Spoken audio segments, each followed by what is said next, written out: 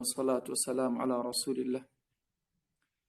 سپاس و ستایش بۆ خدای پەروەردگار کە قورئانی پیرۆزی بۆ سەربەندەی خۆی محەممەد صلی الله عليه وسلم ناردۆتە خوارە و کردوێتی بە ڕووناکی و شیفای دڵەکان.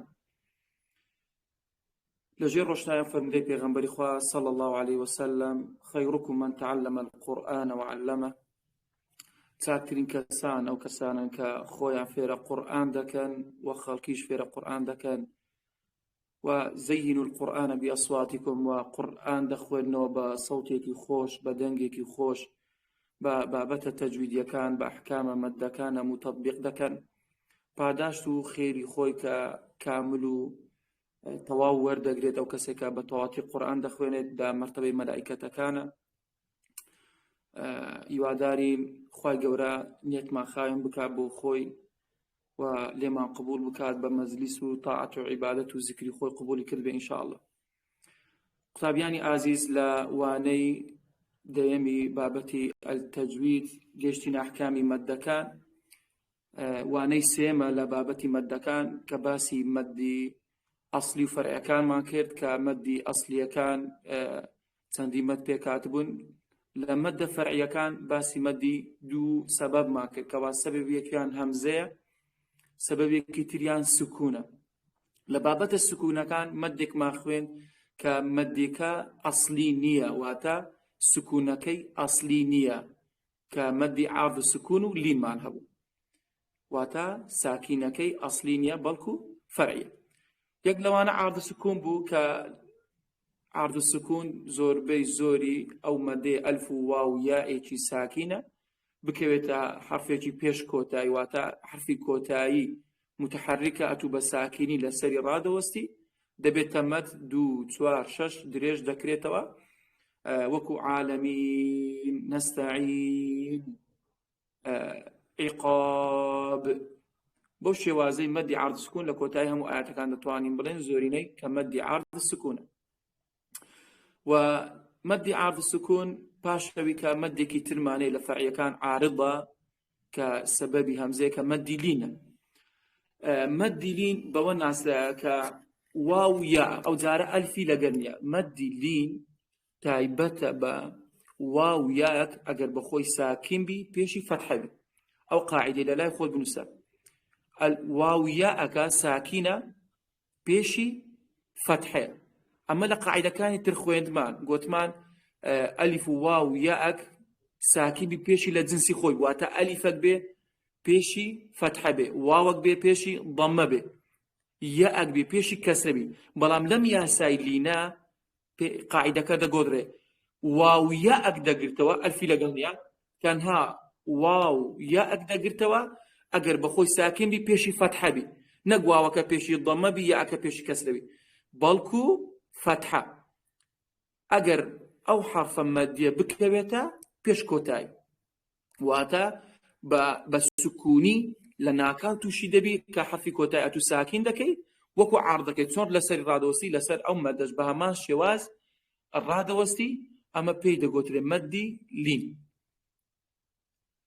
مەدی لین وەکو مەدی عارض سکوون ئەویش دەتوانی بە 2 4 6 ڕابوەستی، 2 جوڵە 4 جوڵە 6 جوڵە دەتوانی درێژی بکەیتەوە. ئێستا دێن لە نمونەکان زیاتر تێدەگەی بۆ ئەوەی بیناسیەوە لە قورئانێت چۆن دەیناسیەوە. تەماشای نمونەی یەکەم کە ئیثنەتەین. لەو شەی ئیثنەتەین ئەمە حرفی ئاخیری نونمان هەیە، نونەکە کەسرەیە، واتە بەخۆی لە ئەسڵدا کەسرەی لە ژێرە، بەڵام ئێمە کە لەسەری ڕاوەستاین نونەکەمان کردە ساکین. چ مەدیەکە لێرە یاەکەی لە پێش نونی یائێکی مەدیە ساکینە پێشی فەتحەیە. ئەمە دەبێتە مەدێکی لین ئەگەر وەقفمان لەسەری کرد ئیثنەتەین ئەوە 2، ئیثنەتەین بە 4 بیکەینە 6، ئیثنەتەین بە 6 دەتوانی لەسەری وەقف بکەین. ضەیف یەوم بە هەمان شێواز ئەوکانی تریش نمونەکانی تریش دەتوانی بە 2 بە 4 بە 6. یەوم بە 2، یەوم بە 4، یەوم بە 6. حرفی میمەکە کەسرەیە، بەڵام لەسەر وشەی یۆمی کە ڕاوەستای وەقفت کرد لەسەر ئەم وشەیە سکوون دەبی، میمەکە ساکین دەبی، واوەکە بەخۆی ساکینە پێشی دەبێتە فەتحە. ئەمە دەبێتە مەدێکی لین، کەواتە مەدی لین بۆی بناسەوە كاتو وقفت كرد أو حرف آخر ما سكون كرد واوك بخوي ساكن دبي يعني أك بخوي ساكن دبي أو فتحكي لبيشتي أو فتحة لبيتا وين لك كواوك بيتا واويشي ليني ياخد ياك يدويتا ياكي ليني أهم شيء ياك ساكنة همزة آخري ساكن دبي وفتحشي لبيشة بويا أجر همزة لكوتاي هاتب يعني هر حرفك لكوتاي أتوقف لسريكت همزش هاتب زور طبيعي أتو بدو بسوار وبششي وقفي لسبكي أما بيدا قلت مدي لين سو كأمدو شيء هنا يتبوي أقدار بأجر همزش هاتب لدوي أو بمدي لين إيش حساب ذكري بمدي تتواني بلا بمدي جائز منفصل يعني واجب متصلي أنجني تتواني يا سايتو كزاروي مدكان دو مدلنا وياك كلمة كود بيتو مقداري أو مادة بدو سوار شش دريج ذكريتوا وكو عرض السكوني ويا بلام دبي أقدار بين أجر وصل ما كرت مادة كان نامني هردو حركة مادي طبيعي خوي دخل دريتو كروجتين بسري أما باسي وقف ذكين أجر وقفت كده بتمديلين أجر وصلت كده روجتي لسري أو بمدي لين حسابي بون منا سورة قريش أجر سيري بكان سورة قريش لم سورة مدي لين كتاي آتكاني هم بمدي لينا بويا أجر بخويني أعوذ بالله من الشيطان الرجيم بسم الله الرحمن الرحيم أجر تمشاكين لإيلاف قريش وشيء قريش أجر سيري شي بكي حرف الشينكا أما بخوي تنويني للجيرة ساكني دكين بخوي قريشين بلام أجر راوستاين لوي قريش أول شينكا ساكن دبي تمشى حرف بيشي دكين يا أكش ساكنة رأكش فتحي لبيشة كواتا ساكن فتحة أبيت مدي لي دتواني قريشي بدو بتسوار وبشش بخوينينا لإيلاف قريش بكين الشش لإيلاف قريش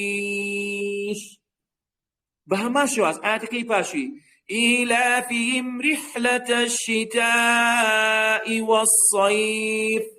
صيفيش بها ماشي حرفي فاكا بخوي كسري اگر وقف ما كر لوي ساكني دكين فاكا دبيت السكون وياكش بخوي سكونه صادك فتحه بويا اما دبيت مد لين صيفي دتواني بدو بتوار وبشش وقفي لسبك بها ماشي واز اياتكي باشي فليعبدوا رب هذا البيت وشيء بيتيش بها ماشي وازا تاكا كسرية أجر وقف كين لوي ساكن دبي تو خطواتا ياك ساكن دبي حرفي باءك فتحي لسرة أما جبيت مدي لين هذا البيت أو بدو هذا البيت بتسوار هذا البيت بششش دتواني وقفي كي وبهما شواز خوفش عينا مدي لين بوي أقدار بمدي لين أجر وقف ما لسري كر أو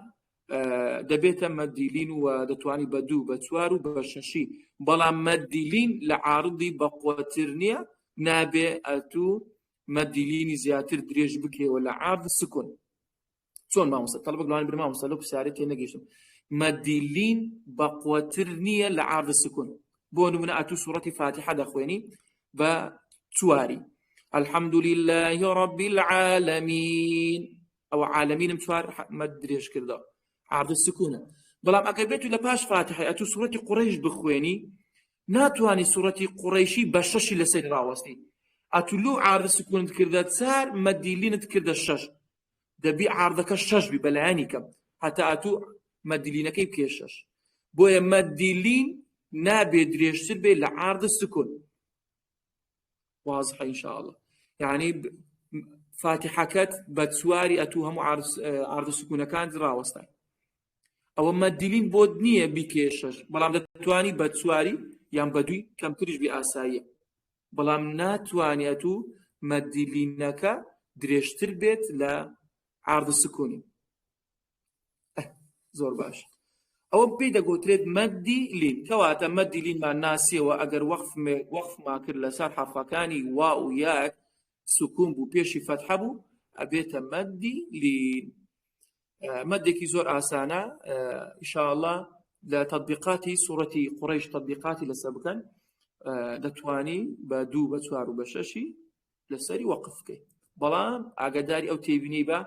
مەدی لین بەهێزتر نییە لە عارض سکون. دەتوانی وەکوی بخوێنەوە بە 4 بە 4 بە 6 بە 6، بەڵام ناتوانی عارض سکون بە 2 ڕاوەستی مەدی لینی بە 4 ڕاوەستی لە هەمان کاتی. دەچینە سەر مەدێکی تر کە مەدە ئەسڵیەکان واتە سکونە ئەسڵیەکان. لە سکونە ئەسڵیەکان مەدی لازممانەیە، ئەو تێبینێ لە لای خۆت بنووسە مەدی لازم هەمووی 6 حرەکەیە، چیتر باسی 2 4 و 6 ناکەین. لێرە تەنها مەدی عارض سکون واتە مەدی لازم تایبەتە بە 6 جوڵە، واجبە لەسەر پێویستە مەدێکی پێویستە هەر بخۆی مەدی لازم واتە مەدێکی پێویستە ئەتۆ 6 جوڵە درێژی بکەیتەوە، جا هەر 4 جۆرەکەی. دەچینە سەر جۆرەکانی ئاگادار. مەدی لازم دوو بەشی سەرەکیمانەیە. مەدی لازم الکەلیمی واتە ئەوانەی مەدێکی لازمە پێویستە لە ناو کەلیمەیەک، مەدی لازمەکە لە ناو کەلیمەیەک. ئەو جارە دووەمیان پێی دەگوترێت مەدی لازمی حرفی، لە ناو حرف هاتیە، ئەم مەدە لە ناو حرفێک هاتیە. بۆی ئاگادار بێت مەدی لازم دەبێتە دوو بەش. بەشێکیان پێی دەگوترێت مەدی لازمی کەلیمە واتە لە ناو یەک کەلیمە یەک وشە هاتووە. باقی ئەو کتاب پێی دەگوترێت مەدی لازمی حرفی، لە ناو یەک حرفدا یەک حرف تەنها مەدی لازمی تێدایە. بۆیە پێویستە ئەتۆ ئەم مەدانە هەمووی بە 6 درێژ بکەیتەوە. جا چ کەلیمە بێت چ حرفی بێت ئەتوو پێویستە لەسەرت 6 جوڵە، کە زانیت مەدی لازمە 6 جوڵەی درێژ بکەیتەوە. جا ناوەکانت زانی یان نەتزانی یان حیفزت کرد بە جوانی مەزبوط کرد زۆر زۆر باشە. ئەگەر مەزبوط شت نەکرد ئەتوو هەر بزانە کە مەدی لازم بوو کە سەبەبی سکونە ئەسڵیەکەیە، ئەوە 6 جوڵە درێژ دەکرێتەوە. باش دەچینە سەر تعریفەکەی ئەو مەدە ساکینە واتە ساکینەکی ئەسڵیە، نەک وەکو عارضەکەی کە ئەتوو لە عاردی باسمان کرد لە ناکاوە سکونەکەی حرفی ئاخری کەسرێ فەتحەیە ضەممەیە تەنوینە ئەتوو کە وەقفت کرد لەوێ ساکینەکەی کەواتە سکونەکەی ئەسڵی نەبوو. بەڵام لێرە لە مەدی لازمی سکونەکەی ئەسڵیە، خۆیتی تووش هاتوو نییە، لە ناکاو نییە تووشی بێ، بۆی ئەم مەدە 6 حرەکات درێژ دەکرێتەوە. دەچینە سەر یەکەمیان کە پێی دەگوترێت مەدی لازمی کەلیمی. ئەوانەی کەوا لە ناو کەلیمەی داهاتیە، لە ناو کەلیمەی داهاتیە دەبێتە دوو بەش. بەشێکیان پێی دەگوترێت مثەقەل، ئەوەی تریان پێی دەگوترێت مخەفەف واتە هەندێکیان بە سوچی دەخوێندرێتەوە هەندێکیان بە قورسی، بەڵام هەردوویان 6 جوڵە درێژ دەکرێتەوە. دەچینە سەر یەکەمیان ئەو مەدەی کەوا مثەقەلە واتە بە قورسی دەخوێندرێتەوە. قورسە تایبەتە بە لامەکە واتە ئەگەر هاتوو شەدەی لە دوو هاتبوو سکوونەکە، ئەگەر شەدەی لەسەر هاتبوو ئەوە دەبێتە مەدی لازمی مثەقەل. لە نمونەکان بە دیار دەکەوێت کە یەکەم نمونەمان باسی ئەوە دەکا کە یەتەماسە. یەتەماسە ئەگەر سەیری بکەین ئەلیفەکەمان ئەلیفێکی مەدیە، چونکە ئەلیف بەخۆی بەردەوام لە قورئانی ساکینە، هەر ئەلیف بە بەردەوامیش ئەلفێکمان نییە حرەکەدار بێ کەسرە و فەتحە هەمووی ساکینە پێشی فەتحەیە، کەواتەوە زانیمان ئەلفەکە ئەلفێکی مەدیە. تەمەشای حرفی دوای دەکەین بە سکوونە، سکوونە و شەدەشە، چونکە عادەتەن سەبەبی سکوونەکەی لێ، چونکە کە دڵی شەدە واتای حرفی یەکەمیان ساکین حرفی دووەمیان متحرک، ئەمە یاسای شەدەیە. یاسای شەداوەیە حرفی یەکەم ساکینە حرفی دووەمیان متحرکە، جا چ کەسرە بێت چ ضەممە بێت چ فەتحە بێت ئەوەیان کە مشەدەدە. بۆیە هەر کاتێک بینیت لە دووی ئەلیفەکە لە دووی حرفە مەدەکان شەدە هاتبوو سکون بوو حرفی یەکەمی ئەوە دەبێتە مەدی لازم. یەتەماسە یەتەماس سینەکە یەکەم جاری ساکینە یەتەماس ئەو دەسا بە فەتحە، بۆیە ئەمە پێی دەگوترێت مەدی لازمی کەلیمەیە لە ناو کەلیمە چی هاتیە بەڵام شەدەیە بە قورسی دەخوێندرێتەوە مەدەکە. بۆیە لەو شەی غەیر المەغضوب عەلەیهیم وەلا الضالین لە ناو فاتحەیدا هەیە. ئەلیفەکەمان ئەلفێکی مەدیە، لە دوی چ هاتیە لامەکە لامێکی مشەدەدە شەدەدارە، واتە کە دەڵێ شەدە واتە یەکەمیان ساکین دووەمیان حرەکەدار. بۆیە غەیر المەغضوب عەلەیهیم وەلا الضالین 6 جوڵەم درێژ کردەوە. دووبارە دەکەمەوە ولا الضالين أما شش ظلم دريج كده يعني صاخة وشي صاخش ألف كمان ألف مادية وميمك شدد أبوي أمش بيدي قلت مادي لازمي كلمي مثقل وتقرص طامة شش ظلم دريج كده ئێستا شيء ئەتوحاجونی ئەویش دوو مەدی لازمی تێدایە ئاگاداری بین دوو مەدی لازم لەناو ئەم وشێدا هەیە دوو شەدەدار تەماشا لە دوی ئەلفەکە شەدە هاتیە لە دوی واوەکەی دیسان شەدەی نونەکە شەدەی لەسەرە بۆیە ئەمە 12 حرەکەی تێدایە کە دوو مەدی لازمە بخوێنینەوە 12 دەبی هەناسەیەکی باشە هەبێ بۆ ئەوەی هەردوو مەدەکەی بە جوانی بخوێنیەوە ئەتوحاجونی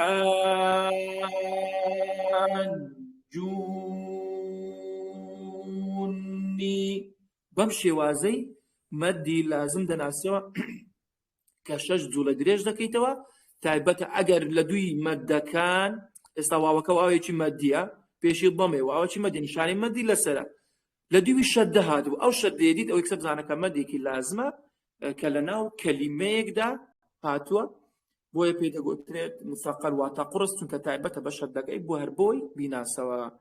لە دووەم حاڵەتی مەدی لازمانێ ئەو جارە لەناو کەلیمەیەک بەڵام ئەو جارە مخەفەفە سووکە مخەفەف واتە بە ئاسانی بە سووکی دەخوێندرێتەوە شەدەی تێدا نیە بەڵام هەر پەیوەندی بە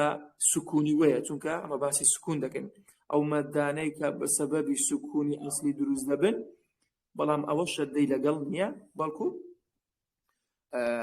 مەدەکە هاتیە لە قورئانی پیرۆزدا یەک وشەمان هەیە کە تایبەتی بەو مەدەی دەتوانی وشەکەی لەبەر بکەیت کە ئانەمان هەیە ئەم وشەیە دووجار لە سوورەتی یونسدا هاتووە جارێکیان لە ئایەتی 51 جارێکیان لە ئایەتی 91 کە خوای گەورە دەفەرمێت أعوذ بالله من الشيطان الرجيم الآن وقد كنتم به تستعجلون وشيء الآن تمشى بكي همزة ألفكاتي أم ألفا مدي لازمة سكوني لدواتها لامكي باشي سكونة لامك سكونة لدوي أم ألفا كلازمة شش حركة دريجة كتلو بسبب سكونة بۆیە ئەم مەدە ئاگادار بە ناری ئالئانە بە دوو حرەکە نایخوێنیەوە وەکو برێما مست ئەوە مەدی بەدەل نییە نەخێر ئەوە مەدی بەدەل نییە بەڵکو ئەوە مەدێکە کە پێی دەگوترێت مەدی لازمی کەلیمەکە و بە ئاسانی بە سووکی دەخوێندرێتەوە ئالئانە لە ئاەتی دووەم کە لە سوورەتی یونسدا هاتبی بۆ جاری دووەم خوای گەورە باسی فیرعەونی دەکات دەفەرمێت الآن وقد عصيت قبل وكنت من المفسدين بوشي وازي الآنش دیسان لەم تەنها ئەم کەلیمەی لەبەر بکە الآن کە مەدێکی لازمە بەڵام کەلیمەیە حرف نییە ئەمە بۆی ئاگادار بین ئەم وشەیە کە پێی دەگوترێت مەدی لازم لە ملاحەزەکمان هەیە لە ملاحەزەیە ئاگادار بین دوو وشەی ترمان هەیە لە قورئانی پیرۆزدا وشەی ئەذەکەرەینی ئاڵڵاهو ئەم دوو وشەیە کە لە قورئانی پیرۆزدا هاتیە دوو مەدی تێدا کۆبۆتەوە دوانێ بڵێ مامۆستا مەدی بەدەلە چونکە ئەمە بەدەلمان خوێن گوتمان هەمزەیەک هاتووە و هەمزەیەکی حرەکەدار هەمزەیەکی ساکین لە دوو دەبێتە مەدی بەدەل ئیبدال دەکرێت دەگۆڕدرێت بەڵام لێرە بە هەماشەوە ئەوە مەدی بەدەلە بەڵام مەدی لازمیشی تێدا کۆبۆتەوە کەواتە دوو مەدی تێدا بەڵام ئەولاترە ئیش بە مەدە لازمەکەی بکرێت شەش جوڵە درێژ بکرێتەوە بۆی ئاگادار بین ئەم هەمزە دوو هەمزەی تێدا هەمزەی یەکەمیان هەمزەی ئیستیفهام هەمزەی پرسیاری لەگەڵ هەمزەی دووەم کە وەصلە کەواتە لەم وشایە ئەذەکەڕێنی ئاڵڵاهو دوو هەمزەی تێدا هەمزەیەکیان هەمزەکە هەمزەی ئیستیفهامە هەمزەیەکی پرسیاریە و هەمزەی دووەمیان هەمزەیەکی وەصلە